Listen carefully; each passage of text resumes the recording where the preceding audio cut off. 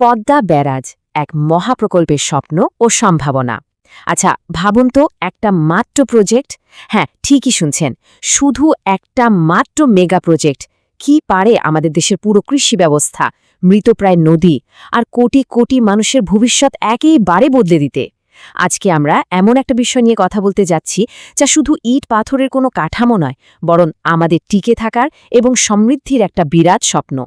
একটু চোখ বন্ধ করে কল্পনা করুন তো, আমাদের দেশের দক্ষিণ পশ্চিমাঞ্চলের বিস্তীর্ণ এলাকার শুকিয়ে যাওয়া নদীগুলো যদি হঠাৎ করেই আবার প্রবল স্রোতে জেগে ওঠে, রুক্ষ পরিবেশ যদি আবার সবুজে ভরে যায়। আজকের এই বিশেষ বিশ্লেষণে আমরা গভীরে গিয়ে দেখব এই যে পদ্মা ব্যারাজের স্বপ্ন, এটা যদি সত্যিই বাস্তবে রূপ নেয় তাহলে ঠিক কি জাদুকরী পরিবর্তন ঘটতে পারে আমাদের চারপাশে। তো চলুন শুরু করা যায়। পর্ব ১, পদ্মা ব্যারাজের স্বপ্ন। শুরুতেই এই বিশাল সংখ্যাটার দিকে একটু খেয়াল করুন। ৩৩,৪৭৪ কোটি টাকা। সম্প্রতি বহুমুখী পদ্মা ব্যারাজ প্রকল্পের প্রথম ধাপের অনুমোদন দেওয়া হয়েছে। আর এর পুরোটাই কিন্তু সরকারি অর্থায়নে বাস্তবায়িত হবে। ২০২৬ সালের জুলাই থেকে শুরু করে ২০২৩ সালের জুনের মধ্যে এই বিশাল কর্মযোগ্য শেষ করার টার্গেট নেওয়া হয়েছে। এত টাকা দিয়ে আসলে কি হবে? মূলত ২.১ কিলোমিটার লম্বা একটা মূর ব্যারাজ তৈরি হবে, যেখানে থাকবে ৭৮টা স্লুইস গেট আর ১৮টা আন্ডার স্লুইস। বুঝতেই পারছেন, এটা কোনো সাধারণ নির্মাণ কাজ নয়। আস্ত একটা নদীর গতি, প্রকৃতি আর পানির প্রবাহ কন্ট্রোল করার এক অবিশ্বাস্য মহাযজ্ঞ। পর্ব ২, কেন এই প্রকল্প বাংলাদেশের জন্য এতটা জরুরি? এত হাজার কোটি টাকা খরচ করে এই প্রজেক্টটা আসলে কেন দরকার, তার পেছনে কারণটা বুঝতে হলে আমাদের একটু ফ্ল্যাশব্যাকে যেতে হবে। ১৯৭০-এর দশকের কথা।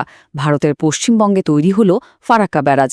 মূল উদ্দেশ্য ছিল কলকাতা বন্দরের নাব্যতা ধরে রাখতে ভাগীরথী হুগলি নদীতে পানি সরিয়ে নেওয়া। কিন্তু এর ইম্প্যাক্ট আমাদের উপর কতটা মারাত্মকভাবে পড়েছিল তা আমরা হাড়ে হাড়ে টের পেতে শুরু করি ১৯৭৫ সালের পর থেকে। শুষ্ক মৌসুমে পদ্মায় পানির ফ্লো একদম ড্রাস্টিক্যালি কমে যায়। আর আজকের দিনের অবস্থা তো আমরা সবাই চোখের সামনেই দেখছি। দক্ষিণ পশ্চিম আর উত্তর পশ্চিমাঞ্চলের অসংখ্য শাখা নদী এখন মৃতপ্রায়, আর সেখানে চলছে তীব্র পানির হাহাকার। এই সমস্যাটা যে ঠিক কতটা বিস্তৃত তাই ডেটাগুলো দেখলে একদম ক্লিয়ার হয়ে যাবে। এটা কিন্তু শুধু ১-২টো জেলার সমস্যা না। খুলনা, ঢাকা, রাজশাহী এবং বরিশালের মোট ১৯টা জেলা এই সমস্যার সরাসরি ভুক্তভোগী। একটু চিন্তা করে দেখুন, এটা আমাদের দেশের প্রায় ৩৭% ভূখণ্ড, আর এখানকার বাসিন্দা দেশের মোট জনসংখ্যার প্রায় ৩/১ কৃষিতে ধস, মৎস্য সম্পদের বিলুপ্তি আর চারপাশের পরিবেশগত বিপর্যয়ের কারণে এই বিশাল একটা জনপদ আজকে আক্ষরিক অর্থেই ধুঁকছে। পর্ব ৩, কোটি মানুষের জন্য এক নতুন জীবনরেখা। সমস্যা যতই বড় হোক না কেন, সমাধান তো আমাদের খুঁজতেই হবে, তাই না? আর ঠিক এই জায়গাতেই প্রস্তাবিত পদ্মা ব্যারাজ এই বিপুল সংখ্যক মানুষের জন্য এক নতুন লাইফলাইন হয়ে উঠতে পারে। এই প্রজেক্টের সবচেয়ে দারুণ দিকটা কি জানেন? শুকিয়ে যাওয়া নদীগুলোকে আবার বাঁচিয়ে তোলা। হিসনা মাথাভাঙা, গড়াই মধুমতি, চন্দনা বারাসিয়া, বড়াল আর ইছামতি, এই প্রধান ৫টি নদী নেটওয়ার্ক আবার আগের মতো প্রাণবন্ত হয়ে উঠবে। বর্ষার বাড়তি পানিটা ব্যারাজে ধরে রেখে শুষ্ক মৌসুমে সেই পানি এই মৃতপ্রায় নদীগুলোর বুকে বইয়ে দেওয়া হবে। আর অর্থনীতিতে এর ইম্প্যাক্ট কতটা হবে তা জানলে আপনি সত্যি অবাক হবেন। শুষ্ক মৌসুমে এই সেচের পানি বৃহত্তর কুষ্টিয়া, ফরিদপুর, যশোর, খুলনা আর বরিশালের প্রায় ২৮,৮৮,০০০ হেক্টর আবাদি জমিকে নতুন জীবন দেবে। এর ফলে কি হবে? বছরে চাল উৎপাদন বাড়বে প্রায় ৩০,৯০,০০০ টন, আর মাছ সেটাও বাড়বে প্রায় ২,৩৪,০০০ টন। তার মানে এটা শুধু কৃষকের মুখে হাসি ফোটাবে না, আমাদের জাতীয় খাদ্য নিরাপত্তায় রীতিমতো একটা গেম চেঞ্জার হয়ে উঠবে। চমকের কিন্তু এখানেই শেষ নয়।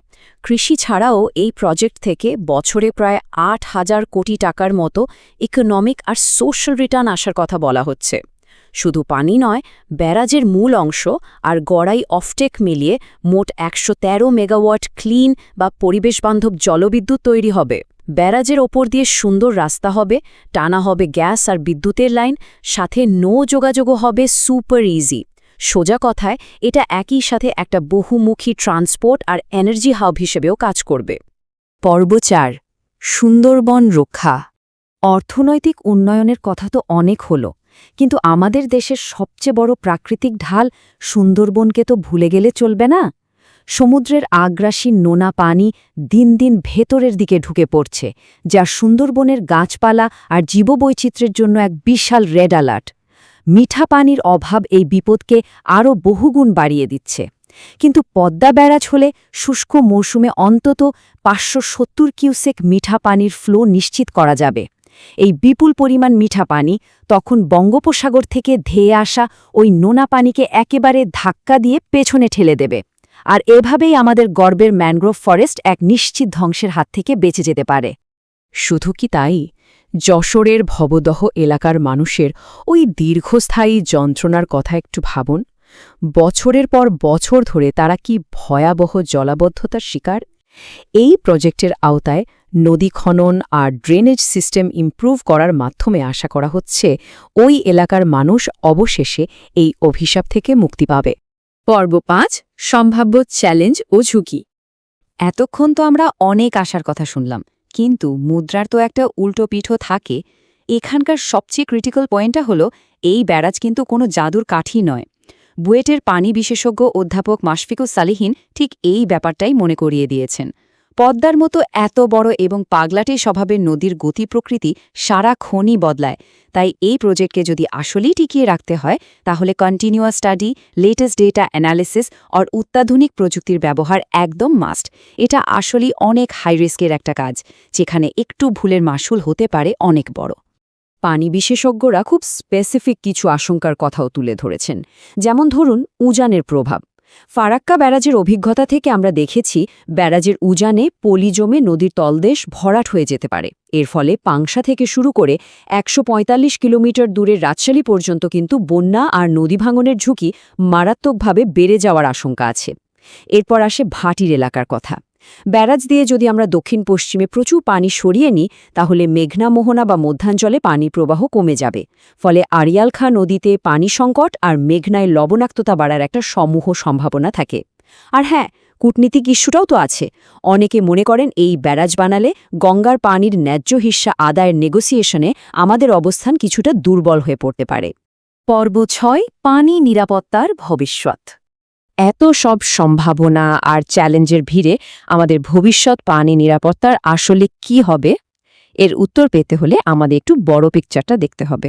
আপনারা হয়তো বাংলাদেশ ডেল্টা প্ল্যান 2100 বা বদ্বীপ পরিকল্পনা 2100-এর কথা শুনে থাকবেন। ক্লাইমেট চেঞ্জ বা জলবায়ু পরিবর্তনের ভয়াল থাপা থেকে বাঁচতে, আমাদের ইকোসিস্টেমকে রক্ষা করতে আর মিঠা পানির সাপ্লাই নিশ্চিত করতে এই বিশাল মাস্টার প্ল্যানটা সাজানো হয়েছে। আর মজার ব্যাপার হলো, এই পদ্মা ব্যারাজ কিন্তু কোনো বিচ্ছিন্ন প্রজেক্ট না, বরং এটা আমাদের ওই ১০০ বছরে টিকে থাকার লড়াই, অর্থাৎ ডেল্টা প্ল্যানের একটা অত্যন্ত স্ট্র্যাটেজিক আর গুরুত্বপূর্ণ অংশ। একদম শেষ কথায় যদি আসি, আমাদের দেশের ভবিষ্যৎ অস্তিত্ব আসলে এই নদী আর পানির ওপরই টিকে আছে। প্রপার ওয়াটার ম্যানেজমেন্ট ছাড়া আমাদের কৃষি, অর্থনীতি বা পরিবেশ কোনো কিছুই কিন্তু আমরা টিকিয়ে রাখতে পারব না। এখন সবচেয়ে বড় প্রশ্ন হলো, এই পদ্মা ব্যারাজ কি সত্যিই আমাদের ভবিষ্যতের জন্য একটা আল্টিমেট লাইফলাইন হয়ে উঠবে, নাকি এটা খুব রিস্কি একটা জুয়া, যার মাসুল আমাদের অন্য কোনোভাবে গুনতে হবে? এই পুরো ব্যাপারটা নিয়ে আপনাদের কি মনে হয়? নিচে কমেন্ট করে অবশ্যই আপনাদের মতামত জানাবেন। আজকের এই বিশ্লেষণটি এখানেই শেষ করছি। সবাই ভালো থাকবেন, আর হ্যাঁ, নদী বাঁচলে তবেই বাঁচবে বাংলাদেশ।